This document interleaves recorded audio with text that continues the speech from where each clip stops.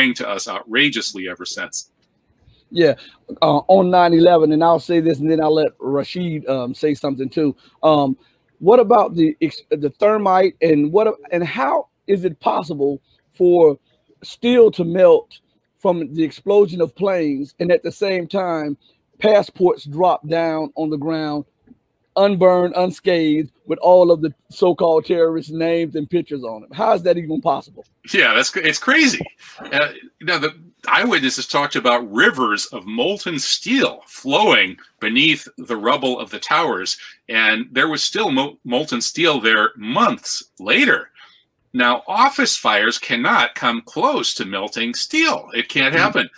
And the New York Times published an article on Building 7 talking about the fact that not only had that steel been melted, but it had actually been vaporized. The steel remains from Building 7 looked like Swiss cheese. And to vaporize steel, we're talking, I forget exactly how many, like 1,000 degrees, like 5,000 or 6,000 degrees. The very most powerful high explosives maybe could do that. So yeah, it's and then of course that magic hijacker's passport that was miraculously discovered, just like they miraculously discovered a passport at Pennsylvania, in that alleged crash site of Flight 93.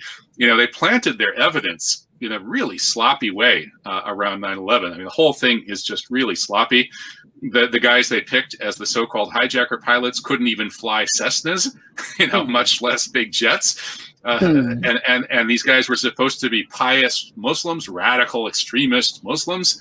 And in fact, they spent all their time running around with unlimited supplies of military supplied cocaine, gambling, flying to Las Vegas on gambling jaunts, spending a lot of time with Jack Abramoff on his casino boats, and drinking like crazy. The Hebrew-speaking imposter who pretended to be Muhammad Atta in Florida was dating a pink-haired stripper named Amanda Keller, and she described how he was fluent in Hebrew.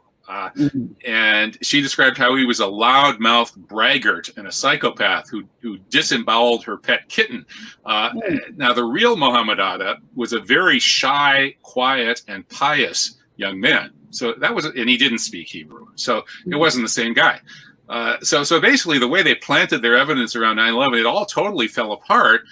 But nobody could see that, or you had to go to a lot of effort to study the case to find this stuff out. The mainstream papers would publish it once. They would say, oh, these hijackers were not really pious Muslims. They were hard-drinking, cocaine-snorting party animals, and that's it. They left an alcohol-soaked Quran on the bar the night before they hijacked those planes. That's in the Wall Street Journal. What kind of pious Muslim does that, before he meets Allah? I don't think so. Okay. Rashid, do you have anything to say? Because I definitely do. I have a follow-up question. I wanted to say Jack Rubenstein. The mainstream media somehow leaves that out. Yeah. Yeah, they cut off his name, didn't they? I wonder why they would do that. I wonder why.